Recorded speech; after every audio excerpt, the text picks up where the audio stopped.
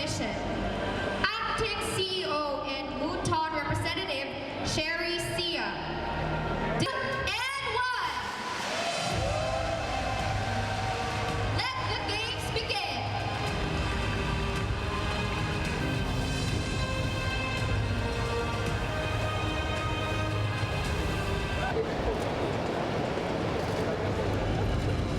This is a very, very historic day because for the first time, esports will be played in the Southeast Asian Games.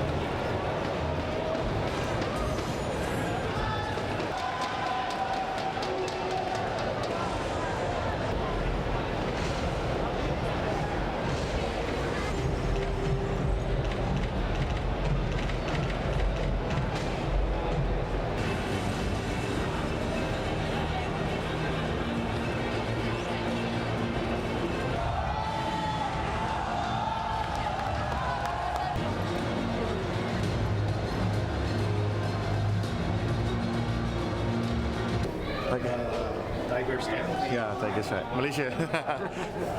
we feel very honored that we get the recognition that we been longing for.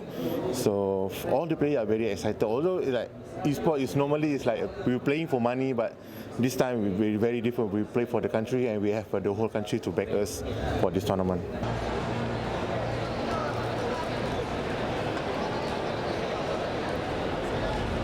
You can look esport just the same like you look at other professional sports, like example football.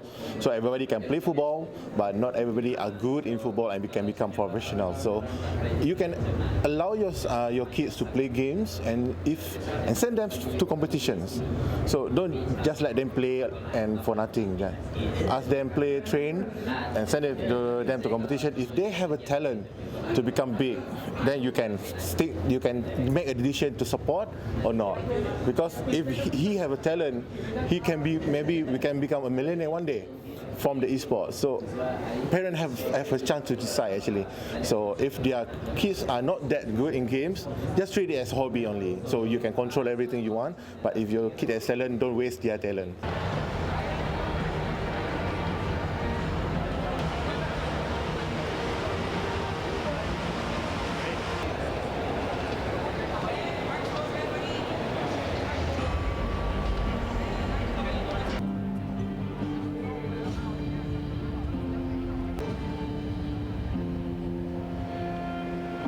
A lot of people just think we're playing games just all day, every day. But actually, for Hearthstone in particular, for example, our practice day starts with physical exercise. We have to make sure that our body is fit so that when we play the game, we can still play for a long amount of time. But in addition to that, we also know that playing too long is dangerous. So for example, between our games, we get up, we walk around, we make it a point to move around and still do physical activity throughout the day.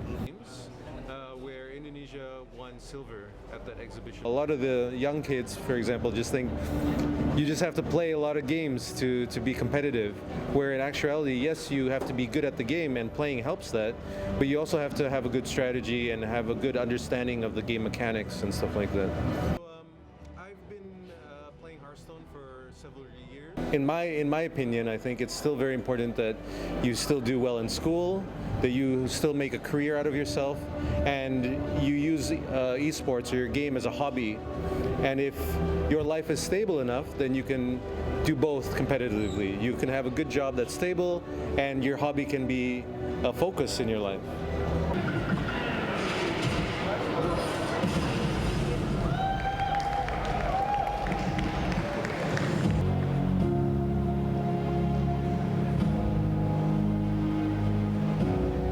So they call it mind sports. You can call this mind sports as well. To become part of the The traditional sports world, they have this thing called sports science where the athletes learn about nutrition, learn about physical conditioning and mental conditioning. So what we do is we take some of those lessons there and we apply it to our esports athletes. So of course they are gamers, they're not so used to it, so we have to spend a lot of time trying to make them understand that these are some of the things that will help them increase their performance.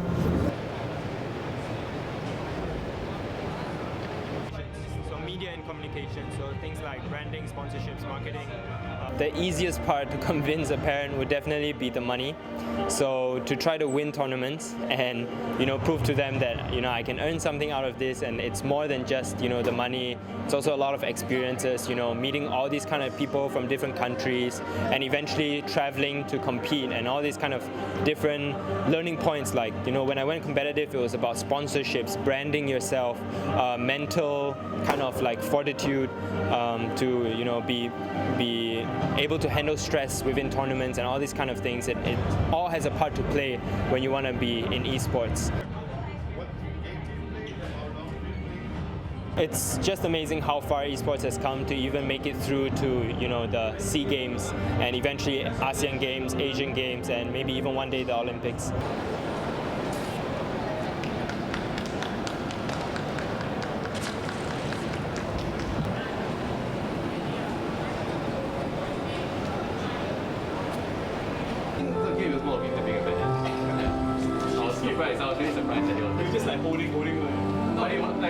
I'm here to support Thomas.